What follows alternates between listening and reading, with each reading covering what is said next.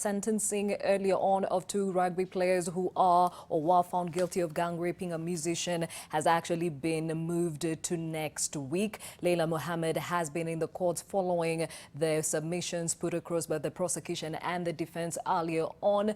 Leila, what else can you tell us about these submissions? Well, Gladys, the magistrate Martha Mutuku listened to various submissions and statements from both parties for the better part of the morning. The defense saying that these two young men are in their prime of their youth, both being 22 and 23 years old, and with the accuser, who is the victim of this heinous act, being 24 years old. According to the defense, she should have been wiser and have known better in such circumstances that led to her being defiled. However, according to the prosecution, that is something that is very hypocritical on the part of the defense to state, and very discriminative.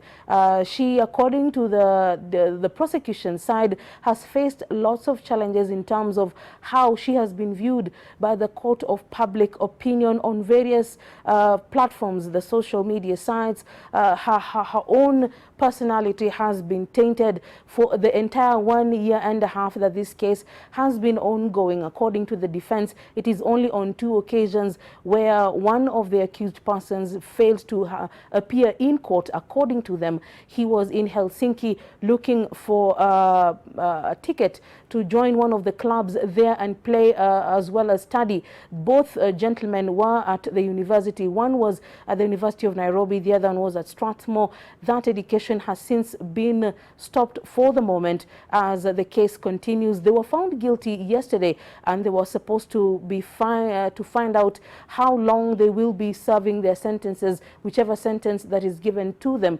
But according to the defense, they say that the court should have mercy on the young men and look at how young they are in their prime. They have been remorseful, and they fear that by taking away their lives, they will be an injustice on the part of the young men. However, according to the prosecution, rape is a very critical offense, and it should attract the maximum sentence according to the 2006 propositions for the rape allegations, saying that they should earn 15 years to a maximum of life in prison. So next week, Friday at 2 p.m., they will be able to know if they will be given a custodial or a non-custodial sentence according to the wishes of their lawyers. Gladys. Leila, before I let you go, a quick one. Was there any civil society in court following these proceedings, and what were their reactions from the submissions made this morning? Well, there was a battery of journalists. The court was full to the brim this morning. You could hardly move yourself in one way or the other.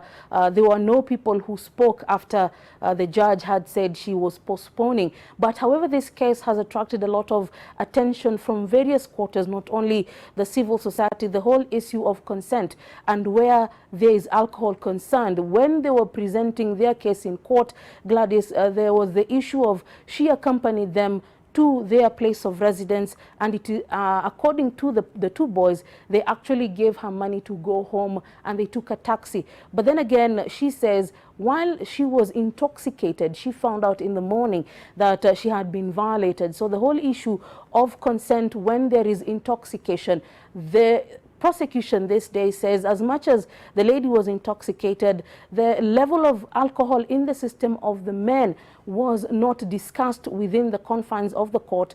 Thus, the whole issue of who should have known better should not come into play clearly, Gladys.